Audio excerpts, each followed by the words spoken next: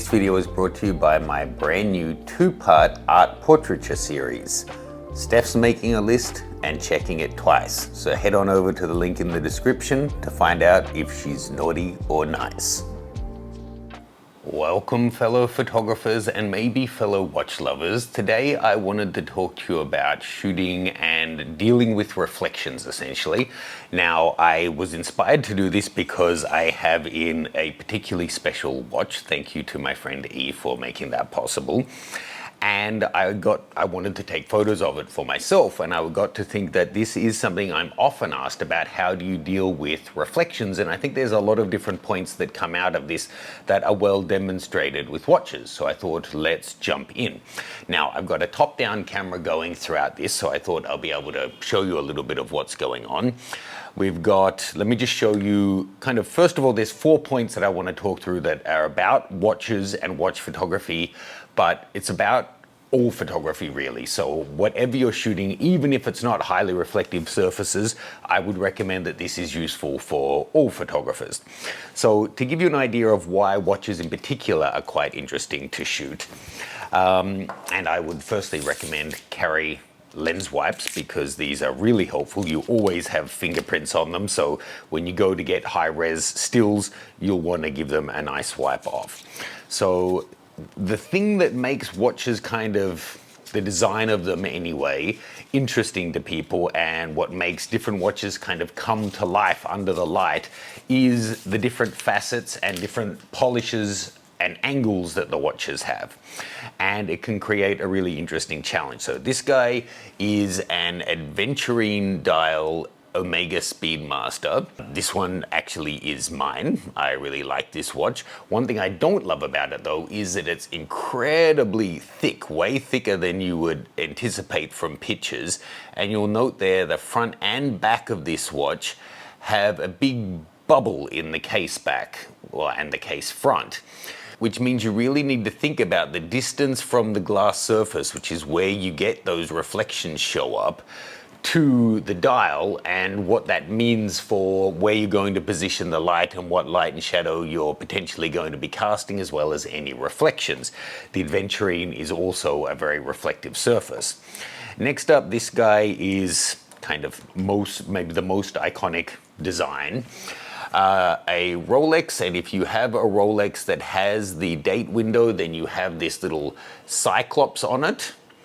And this creates its own interesting drama, because you see there we've got a huge reflection on the face of the watch right now, on the glass, but how the cyclops is behaving is different. So when you're casting light through this to try and light up the dial, especially on something like this that has a black dial, that's going to create interesting flare patterns potentially, because it's basically a little magnifying glass literally sitting on the front of your watch. Then let's skip to this guy. This is, again, mine, a Toledano Chan Brutalist design watch. The thing that I find really interesting about this one is all the angles. So when it's sitting flat, the watch face, the actual piece of stone inside there, is parallel to you, but then the front glass element is on an angle. And then this has different polished surfaces that really, you can see there on the bracelet, we've got some that are completely in shadow, like here, that are really dark, almost black. And then the bracelet where the main part is hitting is getting really strong reflections, but then the in-between portions are brushed in a different way and on a different angle. So it all just creates a really interesting challenge. And being that it has the stone dial there, you want to be able to get light in there, but creating the right angle of light creates a challenge. And then it's got angled hands as well, so it all becomes really fun. And that's taken to the next level, which is with this watch that, again, thank you E, I think is one of the most challenging watches to shoot. This is, I think they call it the Kevin Hart watch, because he accidentally leaked it 6 months or a year before it was meant to go live by wearing it to some event, having been sent it to use in a movie. So this is made from black ceramic, and that's extra challenging because ceramic itself is, when it's polished the right way, highly reflective, but then being black, when it's not catching a reflection, it's super dark and hard to expose for. So when you get parts of it catching reflection and parts not, it creates this huge dynamic range challenge for you. Let me just show you. If I open the bracelet up here and just put a little bit of a kink in there, and then you see some of the elements that catch light from my one big simple light source really glisten and dance, and others are almost disappeared in the exposure. It's really challenging, and that's before you get to all of the different polishing that the different surfaces of this watch have, and that the actual dial of this is the most iconic thing, and it has its own challenge of dealing with the little pattern that it's got in there. So this is a real challenge, and I think the lessons that we can draw from this are really transferable to so many things. So let me just give you an example before I lose the non-watch people. The easiest transferable example is when you're shooting someone with glasses, having a hot spot in the glasses is frustrating. But if they're not wearing glasses, you get a highlight in the eyes, which is exactly what you want. And that's the same light, and it's the same principles causing it. So in one situation you want it, in another situation you don't, and that's because when it comes to the glasses you're trying to shoot through them to see the eye, so you don't want it there. But knowing how to create it or remove it is useful in so many situations. Whether you're shooting a building on the street, you're doing architecture, or you're shooting a sculpture in a museum, or you're shooting your friend or family who wears glasses, or anything that has reflective surfaces, knowing how to deal with this is really useful and a transferable skill to general photography. Now, as I go through this, I've got 4 tips that I think are worthwhile learning, and I'll be kind of putting in different B-roll and top-down footage to demonstrate what it is that I'm trying to explain here. So I hope this all comes across in a cohesive way. First thing, using a CPL can be really helpful. This is one that I've been using lately. This is the Case Generation 3 CPL. It's really thin, it's really high quality. You want to get a high quality one because if you get a poor one, they can create an image color cast, they can reduce sharpness and contrast, they can introduce flare. But I've actually found this guy is great at reducing flare, which increases your contrast and sharpness. Now, it's not always going to be useful, but often a CPL on any reflective surface can help. Now, how they work, now let me just give this a little demonstration. We have light coming in on this angle and bouncing out in this way. When the light hits a reflective surface, it polarizes. Generally, if this is a flat surface, which we've established a lot of watches aren't flat, but like the still ocean, for example, or this glass in my desk, it polarizes parallel to that surface. Now, a circular polarizer, circular means you can rotate it, so you can change the angle of polarization. If you line up the filter with the angle of light polarization, it will cut it out, and a good one can be really effective. So what that means is you'll be able to shoot through the reflection on that surface. So whether it's seeing some fish in the water like I was doing recently, or whatever it might be, or for example shooting through the glass that's getting a reflection to be able to see the dial of your watch, or to shoot through the reflection on the packaging on a collectible toy that you're trying to put on eBay to see the doll or the figurine behind. A CPL can be really helpful for that. So they're worth having in your bag. Just make sure it's a good quality one, otherwise you could be doing more harm than good.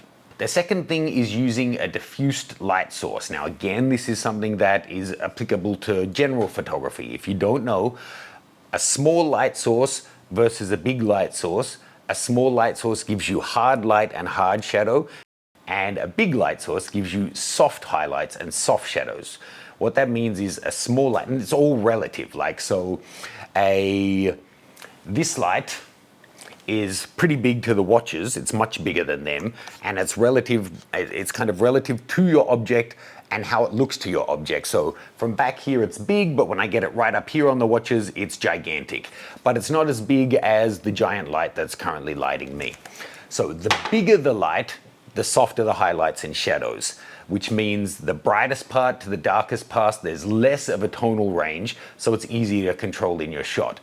a smaller light source, you'll have brighter hotspots, darker shadows, more tonal range, more contrast in your shot, which can work, but it can also be challenging. But if you're trying to create deep shadows like the texture on a dial when you're, or like you have a meteorite dial that's got fine textures, having really hard light source for a macro shot, for example, can be just what you want. Now, using a light like this is just what a lot of people will use for watches because you can get in nice and close. And I bet we can even get it probably just on my top-down camera right now to show you if I'm using this, which is going to be a harder light source. Let's have it on this adventuring dial. We're more likely to get hotspots coming in than if I'm using a much bigger light source. We're able to more easily see through it. Now, there's no one size fits all. You still need to, whether it's a watch or whatever you're shooting, actually get it in there and see how the light's reflecting. Like if I brought in this asymmetrical Toledano and put it next to a really standard shaped watch, the light that's going to give you the results you want could be completely different. But as a starting point, that's helpful to keep in mind that bigger diffused lights are a useful way to go. Now, just keep in mind, it doesn't need to be that they're huge, especially when you're shooting small objects. Something like this, which gives a really hard light, is, you know, it's the size it is. But then you can also get lights that are just this size that are already diffused. The lights are bounced inside before they come out, so it's already giving you a nice diffuse slice, but it's still compact. And if you get it close enough to your subject, it becomes relatively large to your subject, so then you're going to get softer light and the potential for being able to work with reflections or eliminate reflections more easily.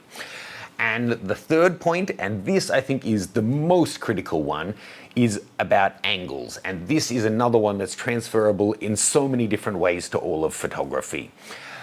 Essentially, when we're just thinking about simple reflections, let's again use the top-down camera here. Now we need to think about something called the angle of incidence. So this is kind of neat that the camera is right above me, shooting straight down. Now, if these were perfectly flat surfaces, which they're not, but for the sake of argument, let's say they are, if my light is coming in on a 45-degree angle, then it's bouncing out on a 45-degree angle in the opposite direction.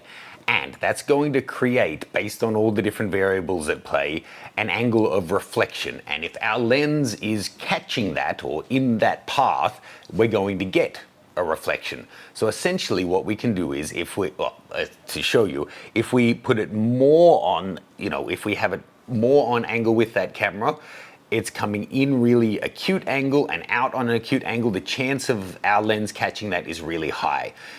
But the wider we move out, the less chance we're getting that, because it's bouncing in on a wide, obtuse angle, out at an obtuse angle, so the angle of reflection is less likely to be bounced straight back up into our lens. Now, when you've got something like this guy, where the watch face isn't perfectly straight, you might find, like over here, that even though I'm reasonably far out, I still end up creating a bit of a reflection there. Now, the important thing to think about on this is that there's multiple elements you can shift. So in this simple example, we're using one light, one surface, one camera. We have the angle of the camera to the surface. Then we have the angle of the light to the surface. So if I move the angle of the light relative to the surface, where the reflection's going is going to move and potentially introduce it or remove it from our shot.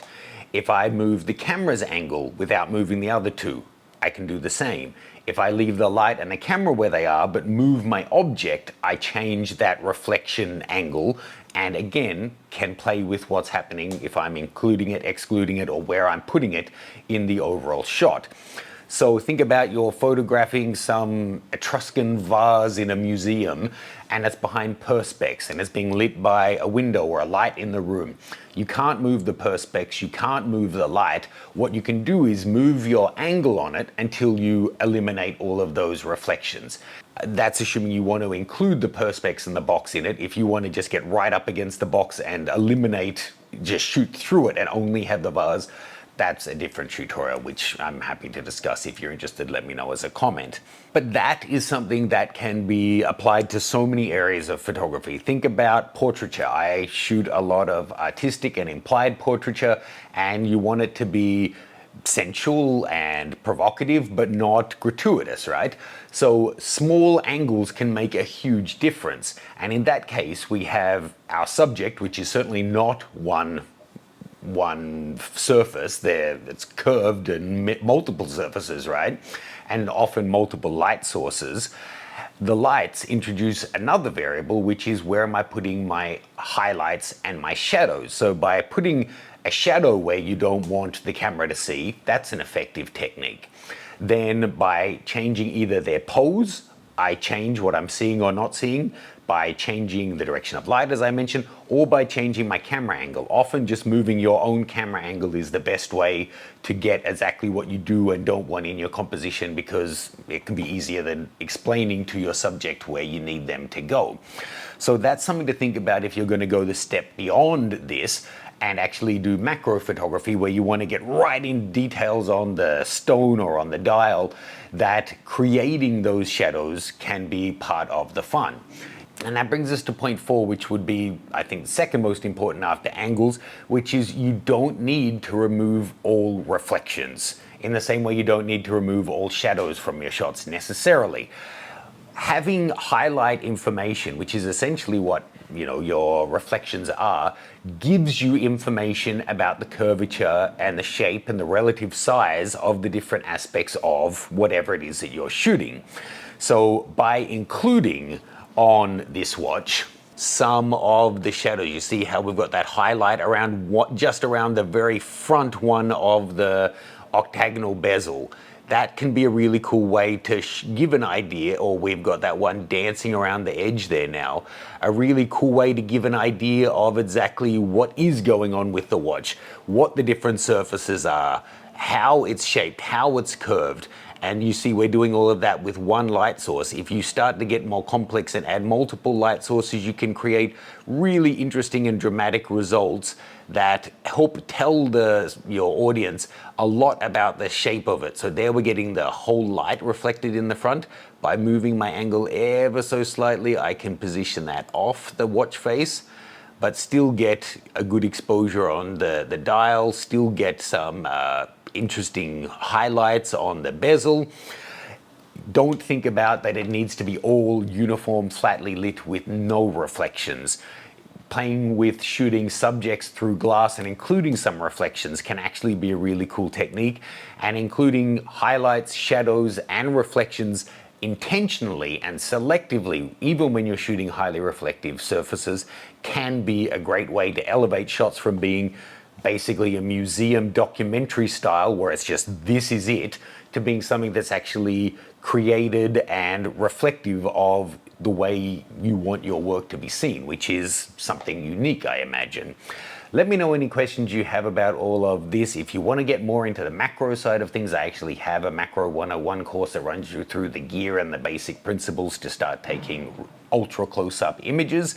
If you want to see behind the scenes on my different photo shoots, whether it's product photography or landscape travel or my different portrait shoots, check out my Patreon. It gives you uncut access behind the scenes. Let me know questions you have. Thanks again to E for getting to photograph this one today. I'll see you guys soon.